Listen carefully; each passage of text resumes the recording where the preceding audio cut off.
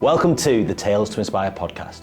Before we get started on this episode, I would like to invite you to our community so that you can hear more stories to inspire change within your life and positive change within the systems in which we live. All I want you to do is to click on the subscribe button. Your comments mean the world to us with anything that's resonated with you, and I absolutely love your support. I can't wait to go on this journey alongside you. Thank you so much for subscribing. Let's get into today's episode. Today, our bite-sized episode is with Emma Marshall. I'm Emma Marshall, and this is my Tale to Inspire. Emma, why is movement so important for well-being? So essentially, any type of movement allows us to realise that we're alive. That's the key. So we're designed to move. That is the premise of why mammals all over the world are always moving, and human beings have become extremely still. So for example, in our capitalistic life, we sit at a desk all day, even eating our lunch at our desk, and then we maybe get the bus home or drive home.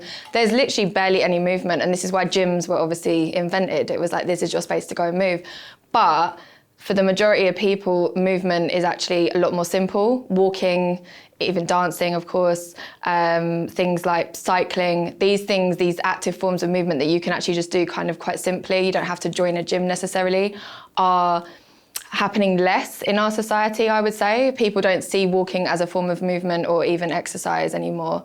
It's a necessity. And so with that in mind, we've really got to plug it into people that movement is key, not only for your physical health, but also your mental health. It's all the same thing. And it's because of the nervous system. So our nervous system is a movement system. It's a motor system. So when your nervous system is in movement, it allows you to realize, I'm safe, I'm cool, I'm here, I'm present, I'm well. And that not only affects your mind, but also your body. So then how does that change with this is perfect for you, is dance. So how is dance different to movement, or is it the same? And what are the differences? So, it's the same. It comes under the umbrella of movement. My whole thing though is that with dance, in the way that I teach it, we're not teaching it for choreography. So of course there's amazing choreographers that do their thing and they teach choreography. We're teaching people how to just tune into just moving their bodies, which is so simple and so alien. The fact that we have to teach people this, it just kind of says where we're at as a society. You should just be able to feel comfortable just moving and dancing, but people don't.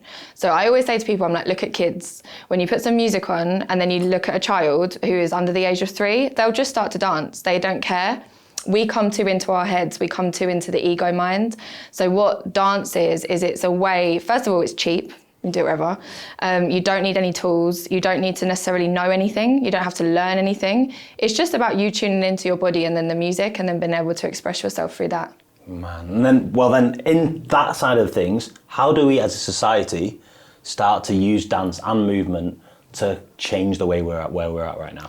So I think that redefining exercise is where we need to start, because even that term has become quite loaded for people. They're just like, oh, exercise. No, it's not my thing. I don't like exercising. And it's like, do you walk? Can you put some music on in your house and just dance? Even if it feels really silly, just shake it all about. That is movement. And just getting people to redefine what their definition of exercise is will help, because when we look at the blue zones, which have been shown to be some of the healthiest places in the world. There are these different countries, such as in Greece and Italy and Japan and those kind of places. Their movement is not gyms. Their movement is all daily life.